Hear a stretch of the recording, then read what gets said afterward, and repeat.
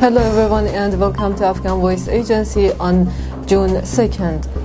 NATO Defense Minister met virtually on Tuesday to discuss preparation for Alliance upcoming summit and the way forward in Afghanistan. NATO Secretary General James Stoltenberg stressed that the alliance will continue to provide advice and capacity building support to Afghan security institutions and funding for the Afghan security forces.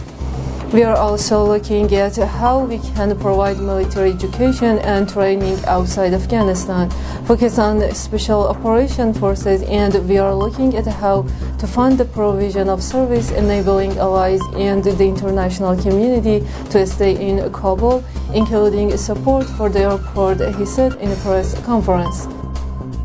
At least 8 people were killed and more than 10 others wounded on Tuesday evening in two back-to-back explosions in the west of Kabul city, sources said. Security sources told Ariana News that a magnetic IED blast targeted a bus at around 7:30 Tuesday evening in a Sarikaris area in the city. The Ministry of Interior stated that at least 6 civilians were killed and 7 others wounded in the blast. Short a while later, another magnetic IED attached to another bus detonated at the Almas Garb Street near the first blast scene. The Ministry of Interior said that this explosion has also left casualties, but the exact number yet to be determined.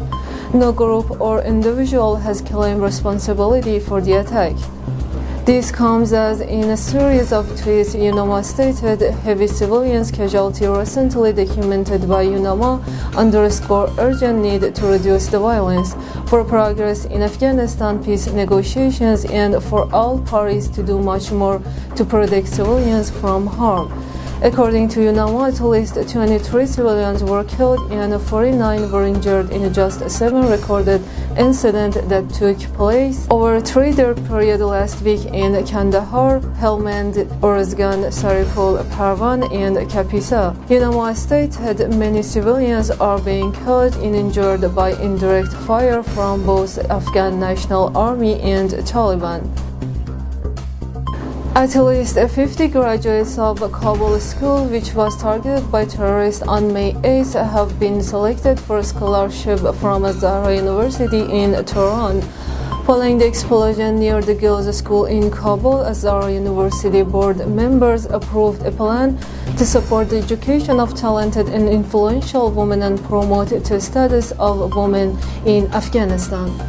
Under the plan, 25 scholarships called Scholarship for Erudite Women has been allocated to girls graduating from the said high school in all fields covered by Azhar University, and 5 other special scholarships named Maryam Mizakani Scholarship after the late Iranian mathematician were granted to applicants to study mathematics. Mohammad Masih Hamidi, an Afghan student, won the first position title in an Olympiad event that ended on Sunday in Iran. This is the first time since the establishment of the Science Olympiad program that an Afghan student wins first place in a scientific competition in Iran. The Olympia scientific competition includes 1,680 students, mostly Iranians, who were in the final semester of their bachelor's degree during the solar year 1399. Mohammad Masih Hamidi, first position honor of Iran's Olympia scientific competition. Hamidi was born in Iran's Mashhad city and is currently pursuing his master's degree. Thanks for tuning in, and until next time.